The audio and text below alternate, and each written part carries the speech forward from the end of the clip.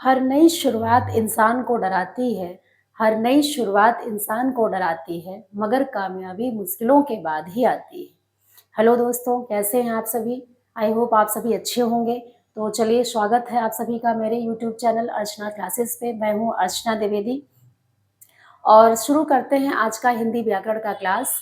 तो आज के हिंदी व्याकरण के क्लास में हम फिर पढ़ेंगे समास, जो कि पहला पार्ट मैंने आपको बताया। आज हम दूसरा पार्ट पढ़ने जा रहे हैं और जैसा कि मैंने आपको पहले ही बताया था, समास बहुत इंपॉर्टेंट चैप्टर है, बड़ा भी है। तो इसको हम स्टेप बाय स्टेप सीखेंगे तो ज़्यादा समझ में आएगा। एक साथ सारा पूरा फिनिश कर देने पर कन्फ्यूज़न हो जाएगा, तो इसलिए हम थोड़ा थोड़ा करके इसको सीखना चालू करेंगे। तो चलिए शुरू करते हैं और आज का जो हमारा भाग 2 है उसको हम जानेंगे और इसके पहले हम कल का थोड़ा-सा पोर्शन रिवाइज़ करेंगे कि कल हमने क्या-क्या जाना था।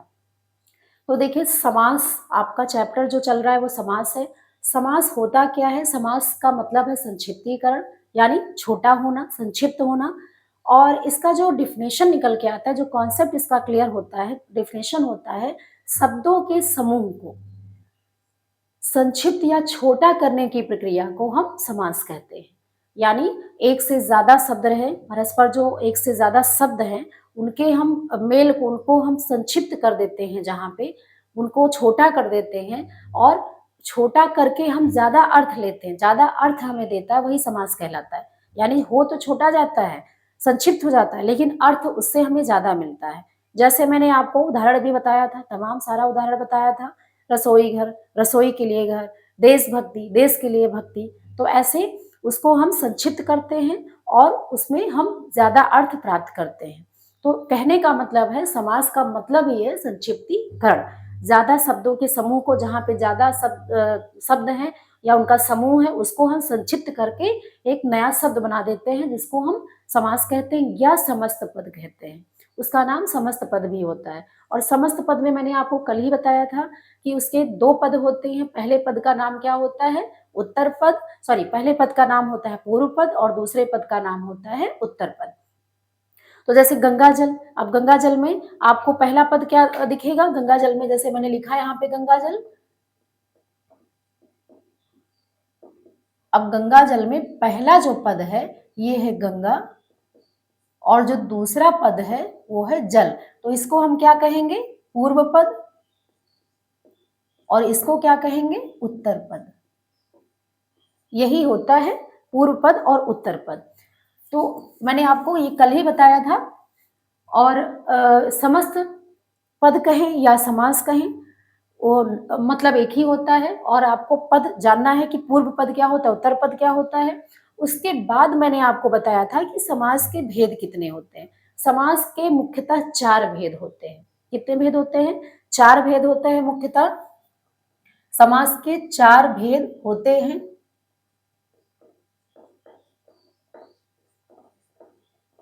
ये कल ही मैंने आपको बताया था।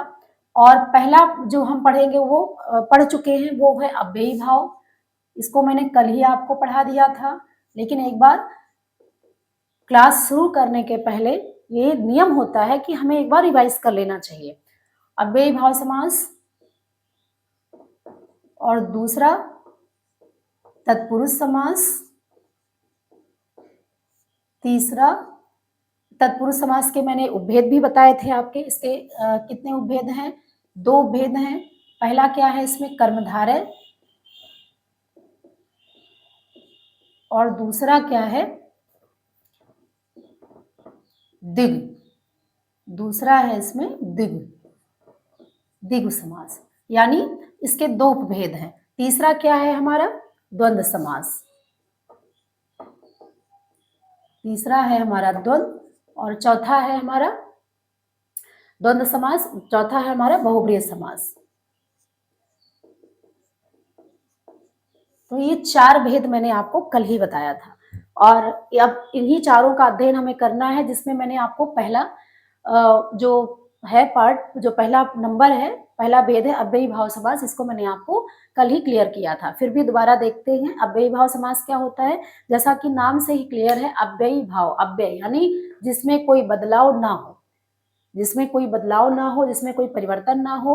और इसका पहला पद क्या होता है, प्रधान या अव्यय होता है, उसमें कोई बदलाव नहीं होता है और इसीलिए इसको हम अव्ययी भाव समास कहते हैं। पूरा पूरा समस्त पद ही अव्यय हो जाता है और इसीलिए इसको हम अव्ययी भाव समास का नाम देते हैं। जैसे हमने उदाहरण भी देखा था, यथाशक्ति, यथा उचित, है ना, यथा विधि और आजीवन, आमरण, भरपेट, दिनों दिन, ऐसे ऐसे रातों रात। तो ये हमारा क्या होता है, ये हमारा होता है अव्ययी भाव समास। तो इसको हमने कल ही पढ़ा था। अब दूसरा जो हमें पढ़ना है तत्पुरुष समास, इसको मैंने थोड़ा सा आपको बताया था, लेकिन आज इसको हम फिर से शुरुआत करते हैं तत्पुरुष समास की। तो तत्पुरुष समास क्या होता है, आज हम दूसरा समास पढ़ेंगे, तत्पुरुष समास। नंबर 2 जो कैटेगरी है वो है तत्पुरुष। तत्पुरुष समास क्या होता है, देखिए तत्पुरुष समास होता है कि यहाँ पे आपको तत्पुरुष समास से मतलब है जो आपने कारक पढ़ा है, कारक आपने 8 पढ़ा है और आगे हम इसमें उपभेद भी देखेंगे, इसके उपभेद देखेंगे, कारक के अकॉर्डिंग देखेंगे। तो तत्पुरुष समास में जिस समस्त पद में कौन सा पद प्रधान हो, जिस समस्त पद में उत्तर पद प्रधान हो, यानी जिस समस्त पद में उत्तर पद प्रधान हो, उत्तर पद यानी दूसरा पद प्रधान हो, इसका मैंने मतलब बताया था दूसरा, और पूर्व पद मतलब होता है पहला। तो जिस समस्त पद में उत्तर पद प्रधान हो और विग्रह करने पर कारक के विभक्ति चिन्ह आए और फिर जब उसको हम संक्षिप्त करें या समस्त पद बनाए तो कारक चिन्ह का लोप हो जाए, वही हो जाता है तत्पुरुष समास। अर्थात जिस समास में उत्तर पद प्रधान हो तथा विग्रह करने पर कारक के विभक्ति चिन्ह आए उन्हें हम तत्पुरुष समास कहते हैं। इसका मैंने पूरा डेफिनेशन यहाँ लिखा नहीं, आपको मैं ऐसे बता रही हूँ बोल के। फिर से सुनिए, जिस समास में उत्तर पद यानी दूसरा पद प्रधान हो, उत्तर पद मतलब दूसरा, तो जिस समास में उत्तर पद प्रधान हो और विग्रह करने पर विभक्ति चिन्ह आए वहां पे तत्पुरुष समास होता है। और जब हम इसको संक्षिप्त करते हैं या समस्त पद बनाते हैं तो विभक्ति चिन्ह का लोप हो जाता है। अब जैसे उदाहरण भी आप देखेंगे, उदाहरण हम यहाँ पे देख सकते हैं, जैसे रसोई घर, देशभक्त, स्वर्ग प्राप्त, ये सब इसके उदाहरण हैं। रसोई घर, देशभक्त, स्वर्ग प्राप्त। अब यहाँ पे जब हम विग्रह करेंगे तो क्या कह देंगे, रसोई के लिए घर। अब यहाँ पे रसोई के लिए घर हो जाएगा। जब हम विग्रह करेंगे तो विभक्ति चिन्ह, कारक के विभक्ति चिन्ह आएंगे रसोई के लिए घर, और कारक विभक्ति चिन्ह क्या है, के लिए। फिर देश के लिए भक्ति, ये भी उसी तरह है, देश के लिए भक्ति,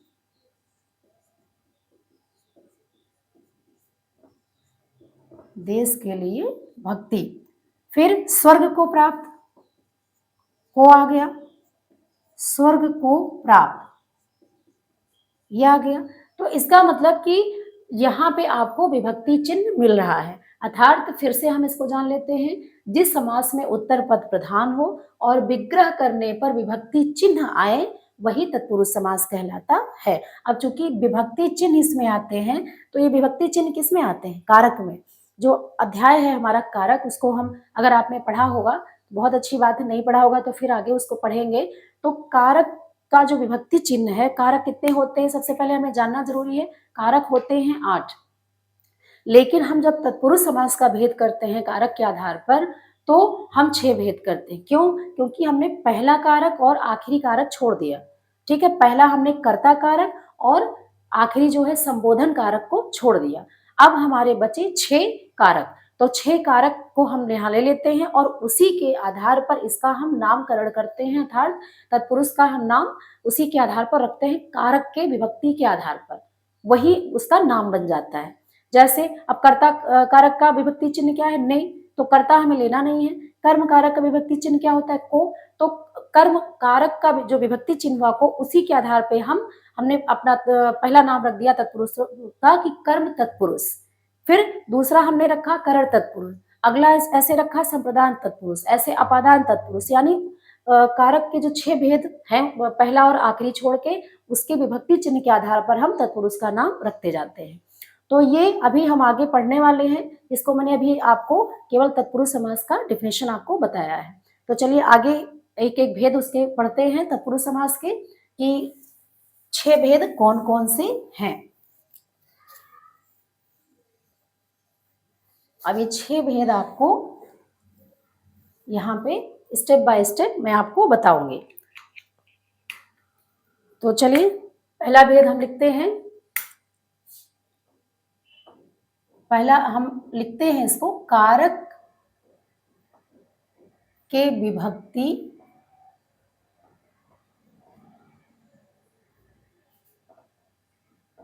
के आधार पर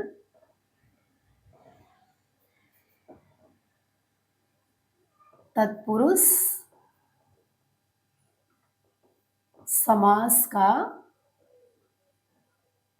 भेद,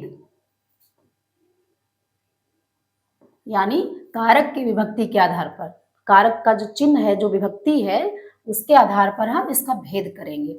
अब इसके कितने भेद हैं?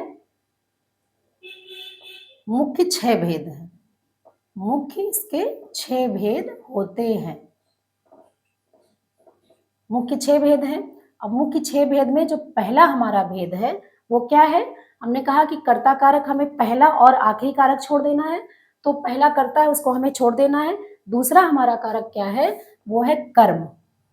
तो अब कर्म कारक यहाँ हम नहीं लिखेंगे, कर्म तत्पुरुष लिखेंगे, क्योंकि हम कर्म की विभक्ति चिन्ह के आधार पर तत्पुरुष का भेद कर रहे हैं, तो इसी के आधार पर हम इसका नाम देंगे कर्म तत्पुरुष। और इसका विभक्ति चिन्ह क्या है? को। कर्म का विभक्ति चिन्ह क्या है? को।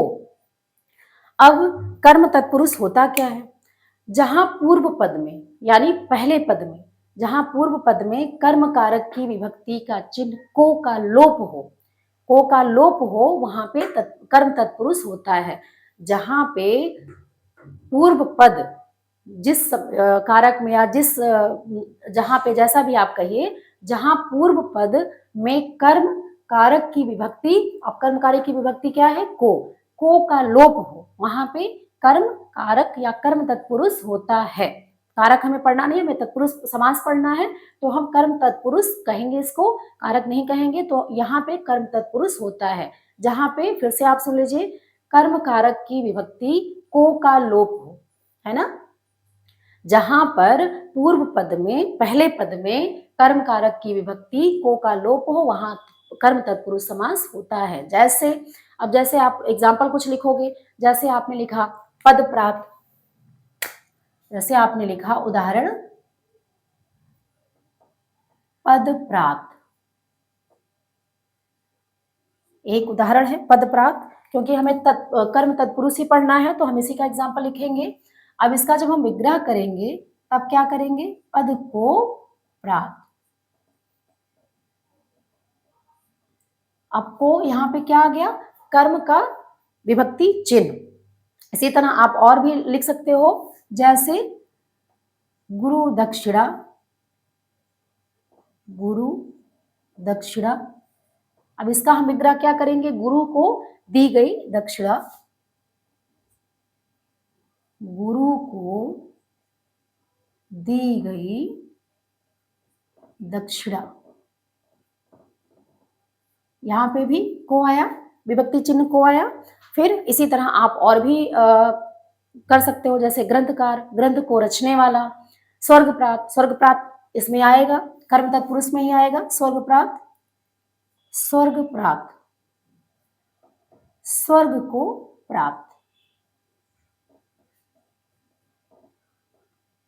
यहां भी विभक्ति चिन्ह को आया। तो अर्थात कहने का मतलब क्या है कि जिस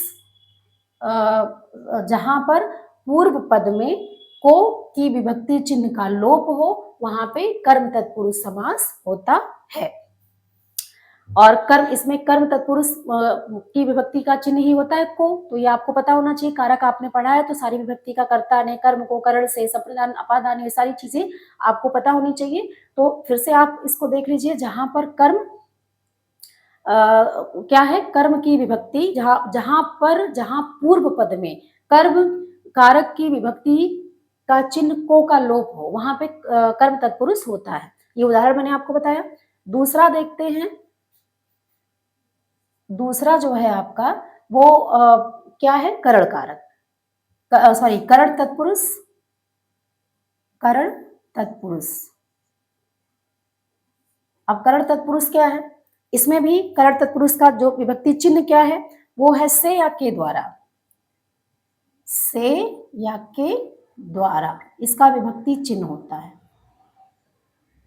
से या के द्वारा इसका चिन्ह होता है।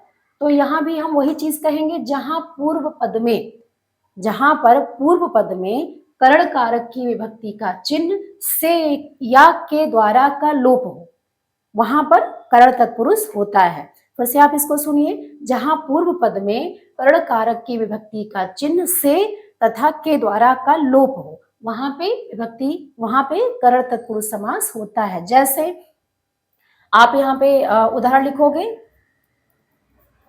रोग मुक्त, रोग मुक्त। अब यहाँ पे इसका विग्रह क्या होगा, रोग से मुक्त, रोग से मुक्त। अब विभक्ति का चिन्ह क्या आया, से, ठीक। अब जैसे मैंने आपको बताया था कल ही एक उदाहरण, तुलसीकृत, तुलसीकृत। अब इसका जब हम विग्रह करेंगे तो क्या होगा, तुलसी द्वारा रचित, तुलसी द्वारा रचित, यानी विभक्ति चिन्ह क्या आया, या तुलसी के द्वारा रचित, ऐसे भी आप कह सकते हो। तो यहाँ पे के द्वारा या द्वारा विभक्ति चिन्ह आया। उसी तरह आप और भी लिख सकते हो, जैसे शोकाकुल, शोक से आकुल, जैसे धन संपन्न, धन से संपन्न, जैसे भूख मरा, भूख से मरा।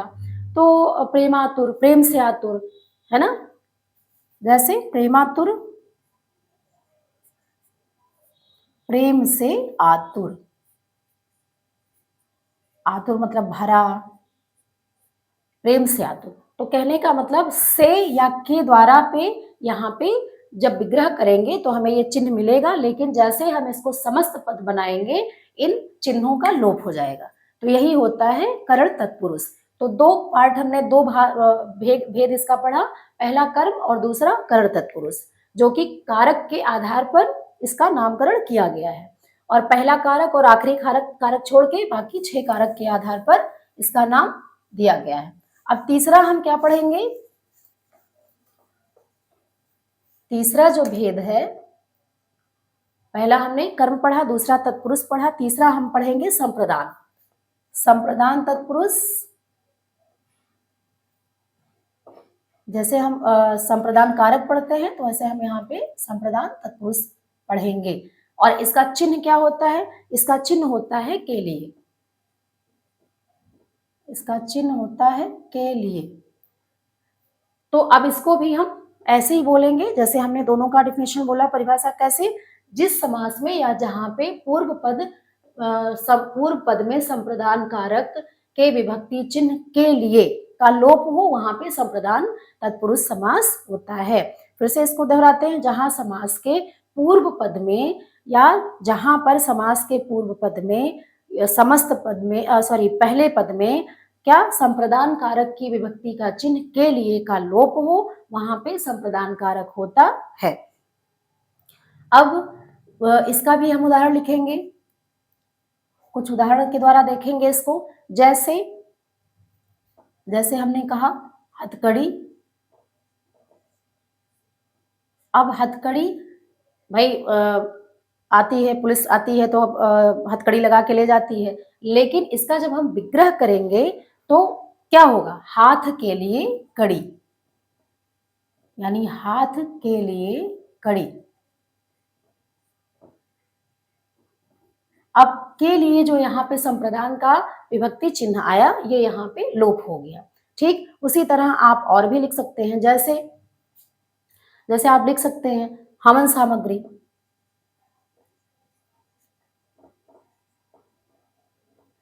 हवन सामग्री, हवन के लिए सामग्री लिख सकते हैं ऐसे।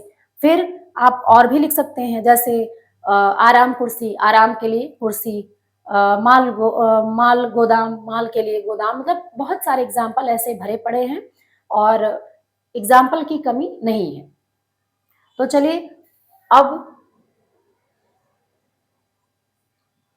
एक और जो भी मैंने पहले ही आपको लिखा था, रसोई घर, ये इसी में आएगा, रसोई के लिए घर, रसोई के लिए घर। तो यहाँ पे के लिए यहाँ भी आया, सेम इसी तरह इसको भी हम लिखेंगे, हवन के लिए सामग्री। तो कहने का मतलब कि जो विभक्ति चिन्ह है विग्रह करने पर वो आपको दिख रहा है, लेकिन जैसे आपने उसको समस्त पद बनाया वो लोप होता दिखाई दिया है। हवन के लिए सामग्री, तो इस तरह इसका नाम पड़ा संप्रदान तत्पुरुष। इसको एक बार हम और देख लेते हैं। इसका विभक्ति चिन्ह होता है के लिए, तो जिस समास में क्या होता है, पूर्व पद में संप्रदान कारक का विभक्ति चिन्ह के लिए का लोप हो, वहां पे संप्रदान तत्पुरुष होता है। अब चौथा हम क्या पढ़ेंगे, चौथा हम अपादान पढ़ेंगे। अपादान कारक आपने पढ़ा होगा, उसी के नाम पे पढ़ा है अपादान तत्पुरुष समास। अपादान, अपादान में क्या होता है, अपादान में भी वही, जिस समास में या जहां पर पूर्व पद में अपादान की विभक्ति का चिन्ह क्या होता है, से अलग, इसकी विभक्ति का चिन्ह होता है से अलग, अलग होना, फिर तुलना करना, तुलना, डराना या डरना, इसमें कई चीजें होती हैं। तो ये होता है अपादान तत्पुरुष। अब जैसे अभी मैंने बताया कि जिस समास के पूर्व पद में अपादान कारक की विभक्ति का चिन्ह से अलग या तुलना या डराना का लोप हो, वहां पे क्या होता है, वहां पे अपादान तत्पुरुष होता है, वहां पे अपादान तत्पुरुष होता है। और दोस्तों आज मेरी आवाज थोड़ी सी प्रॉब्लम कर रही है क्योंकि जुकाम की प्रॉब्लम है, इसलिए थोड़ा गले में प्रॉब्लम है।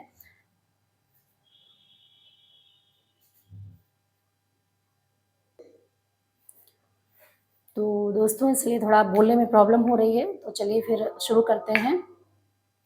और अगला हम पढ़ने जा रहे हैं अपादान तत्पुरुष, से अलग, तुलना, इसका विभक्ति चिन्ह है।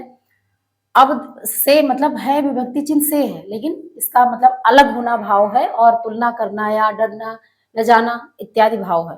तो जिस समास में या जहां पर अपादान कारक की विभक्ति चिन्ह से उसका नाम मतलब होता है से अलग होना या तुलना करना या डराना, डरना, लजाना आदि का लोप हो, वहां पे अपादान तत्पुरुष होता है। जैसे आप उदाहरण लिखोगे, जैसे यहां पे लिखोगे रोग मुक्त, रोग मुक्त। अब इसका आप विग्रह करोगे तो क्या हो जाएगा, रोग से मुक्त, रोग से मुक्त। तो यहां हो गया से अलग होना, है ना, अलग होने का भाव यहाँ पे होता है, तो इसीलिए ये अपादान तत्पुरुष कहलाता है। जैसे बंधन मुक्त, नेत्रहीन, एक है नेत्रहीन, यानी नेत्र से हीन, नेत्र से हीन यानी जिसके पास नेत्र ना हो, नेत्र से हीन। पथ भ्रष्ट, पथ से भ्रष्ट। पदच्युत, पद से च्युत यानी अलग, यानी अलग होने का भाव यहाँ पे आता है, इसीलिए हम इसको अपादान तत्पुरुष कहते हैं। जैसे जब हम कारक पढ़ते हैं तो कहते हैं कि अलग होने का भाव आता है, पेड़ से पत्ते गिरते हैं, तो अलग होने का वहां पे बोध होता है। तो इसी तरह यहाँ पे भी अलग होने का बोध होता है, लेकिन चूंकि ये समास में है तो हम इस तरह का एग्जाम्पल यहाँ देखेंगे। रोग मुक्त, रोग से मुक्त, नेत्रहीन, नेत्र से हीन, पद च्युत, पद से च्युत, पद भ्रष्ट, जैसे पद भ्रष्ट,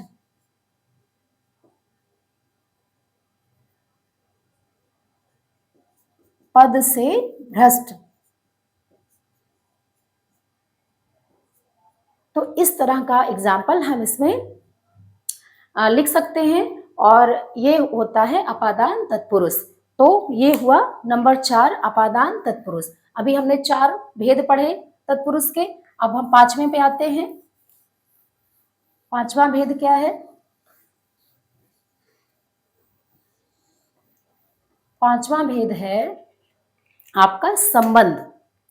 जो नंबर 5 है वो है आपका संबंध तत्पुरुष।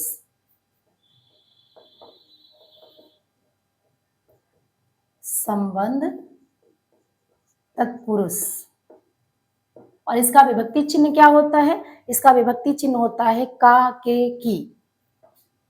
का, के, की, ये सब विभक्ति चिन्ह है इसके। ठीक, तो का, के, की यानी आपस में संबंध जहां बोध होता है वहां पे संबंध तत्पुरुष। जैसे जिस समास में या जहां पे समास के पूर्व पद में संबंध कारक की विभक्ति का चिन्ह का, के, की का लोप हो, वहां पे हम संबंध तत्पुरुष कहते हैं। जैसे आपने कहा देवालय, उदाहरण जैसे हम देखते हैं देवालय, है ना, एक उदाहरण है देवालय। अब देवालय क्या है? देवालय जैसे देव का आलय, जैसे देव का आलय। आलय मतलब क्या होता है? घर होता है। जैसे हमने कहा विद्यालय, तो किसका आलय? विद्या का आलय। यानी दोनों में संबंध बताया जा रहा है, विद्या का आलय। तो यहाँ पे जो का ये आया, ये विभक्ति चिन्ह किसका हो गया? संबंध तत्पुरुष का। तो संबंध कारक का ये विभक्ति चिन्ह हो गया, इसीलिए ये संबंध तत्पुरुष समास हो गया। और भी आप जैसे लिख सकते हैं, जैसे राष्ट्रपति, राष्ट्र का पति, गुरु भाई, गुरु के संबंध से भाई होते हैं, है ना। राजमाता, राज की माता या राजा की माता, जैसे राजमाता, राज पूरे राज की माता हो गई, राज की माता। तो यहाँ पे की आया। तो इस तरह का एग्जाम्पल हम संबंध तत्पुरुष में देखते हैं, जहां पर विभक्ति चिन्ह का, के, की आदि का लोप होता है, लेकिन जब हम विग्रह करते हैं तो ये वापस हमें दिखाई देते हैं। ठीक, अब अगला हम 6 पढ़ते हैं। लास्ट वाला क्या होता है? लास्ट वाला है अधिकरण तत्पुरुष। अधिकरण, अधिकरण तत्पुरुष।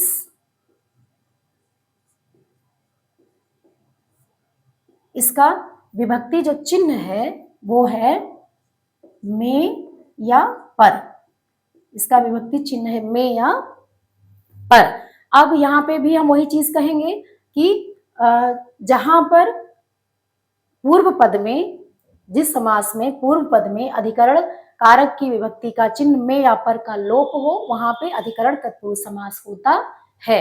अब जैसे एग्जाम्पल देखते हैं, जैसे उदाहरण घुड़सवार, तो घोड़ों पर सवार या घोड़े पर सवार। इसका विग्रह हुआ घोड़ों पर सवार या घोड़े पर सवार, दोनों आप लिख सकते हैं, कोई दिक्कत नहीं है उसमें। और आगे और भी लिख सकते हैं, जैसे गृह प्रवेश, गृह में प्रवेश। जैसे गृह प्रवेश, गृह में प्रवेश। तो इस तरह पे हम एग्जाम्पल यहाँ पे देख सकते हैं। तो यहाँ पे देखिए पर आया, यहाँ पे आया में आया। तो कहने का मतलब अधिकरण जो कारक का है उसकी विभक्ति है में या पर। तो जहां पर जिस समास में पूर्व पद में अधिकरण कारक की विभक्ति का चिन्ह में या पर का लोप हो, वहां पे अधिकरण तत्पुरुष समास होता है। अब यहाँ पे जैसे घुड़सवार, घोड़ों पर सवार, गृह प्रवेश, गृह में प्रवेश। उसी तरह और भी एग्जाम्पल आप यहाँ पे लिख सकते हैं, जैसे लखपति, लाखों रुपयों का पति। भाई लखपति मतलब रुपयों का ही पति होगा, लाखों रुपयों का पति। और घुड़दौड़, सॉरी ग्रामवासी, ग्राम के वासी, ग्राम के वासी, आनंद मग्न, आनंद में मग्न। तो ऐसे आप यहाँ पे उदाहरण और देख सकते हो, है ना। चलिए, तो ये हो गया नंबर 6 आपका। नंबर 6 आपका हो गया अधिकरण तत्पुरुष। आई होप कि आपको चीजें समझ में आ रही होंगी। यहाँ पे और ज्यादा एग्जाम्पल ना देते हुए मैं अगला भेद आपको ये 6 भेद तो आपको ये मुख्य 6 भेद होते हैं, जैसे मैंने यहाँ पे लिखा मुख्य 6 भेद। अब ये 6 भेदों को मैंने बताया, इसके अलावा एक और भेद आपको पढ़ना रहता है, वो इसमें नहीं आता है, लेकिन अलग से तत्पुरुष में एक और भेद आपको आता है, कहीं कहीं मिलता है कहीं कहीं नहीं मिलता है। उसका नाम क्या है? उसका नाम है 7वां नंबर है, उसका नाम है नन्न तत्पुरुष, है ना, नन्न तत्पुरुष। नन्न तत्पुरुष इसको हम कहते हैं, उसको ऐसे लिखे या ऐसे लिखे, नन्न तत्पुरुष। इसका मतलब क्या होता है? निषेध। निषेध मतलब इसका होता है कि नहीं, नकारात्मक निषेध।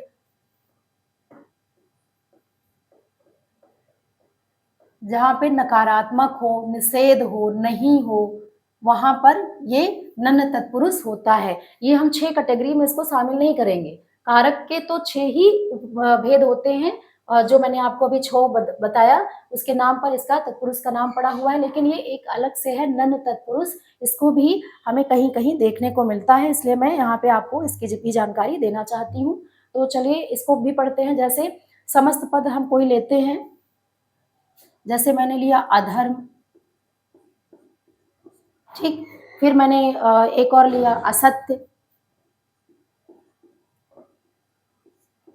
फिर और भी आप ले सकते हैं जैसे अन्याय, या और भी ले सकते हैं अपूर्ण। यानी कहने का मतलब ये निषेध के रूप में आ रहा है। इस सब का मतलब क्या है? अधर्म का मतलब क्या है? यानी बिना धर्म के, जिसके पास धर्म ना हो। आधन धर्म हुआ ना, यानी धर्म में हमने क्या जोड़ दिया? आ जोड़ दिया। तो इसका मतलब क्या हो गया? धर्म के बिना, यानी जिसमें धर्म ना हो, जो धर्म से अलग हो, धर्म के बिना। निषेध का भाव है, नहीं का भाव है ना। फिर असत्य, जिसमें सत्य ना हो, है ना, जिसमें सत्य ना हो। अपूर्ण, जो पूर्ण ना हो, यानी इन सब एग्जाम्पल में नहीं का भाव आता है, निषेध का भाव आता है, नकारात्मकता का भाव आता है। इसीलिए इसको हम कहते हैं नन्न तत्पुरुष। ये हर जगह आपको नहीं बताया जाता है, लेकिन इसका भी आपको नाम जानना जरूरी है। कभी कभी इसको भी आपको कहीं ना कहीं देखने को मिल जाता है। तो स्पेशली तो हम ये 6 भेद ही पढ़ते हैं तत्पुरुष कारक के आधार पर, लेकिन एक और भेद हम यहाँ पे इसकी भी जानकारी कर लेंगे, जिसका नाम है नन्न तत्पुरुष, और इसमें हमेशा नकारात्मकता या निषेध या नहीं का भाव आता है। तो ये हो गए तत्पुरुष के 6 भेद कारक के आधार पर। ठीक, अब आपको मैंने बताया था कि जहां हम समास के 4 भेद हमने पढ़ा था, मुख्य 4 भेद होते हैं, वहां मैंने आपको बताया था कि तत्पुरुष समास के 2 उपभेद भी होते हैं। तत्पुरुष समास के 2 उपभेद होते हैं। अब तत्पुरुष समास के 2 उपभेद कौन कौन से, यानी सबसे बड़ा यही समास आपका है, सबसे बड़ा। इसके सबसे पहले तो इसके 6 उपभेद होते हैं कारक के आधार पर, 6 भेद होते हैं, सॉरी भेद होते हैं। कारक के आधार पर इसके 6 भेद होते हैं, जो मैंने आपको पढ़ाया। कर्म तत्पुरुष, करण तत्पुरुष, अपादान तत्पुरुष, संबंध तत्पुरुष, अधिकरण तत्पुरुष, तो ये सब मैंने आपको पढ़ाया। तो अब इसके अलावा इसके 2 उपभेद भी होते हैं। क्या होते हैं? तत्पुरुष के 2 उपभेद कौन कौन से हैं?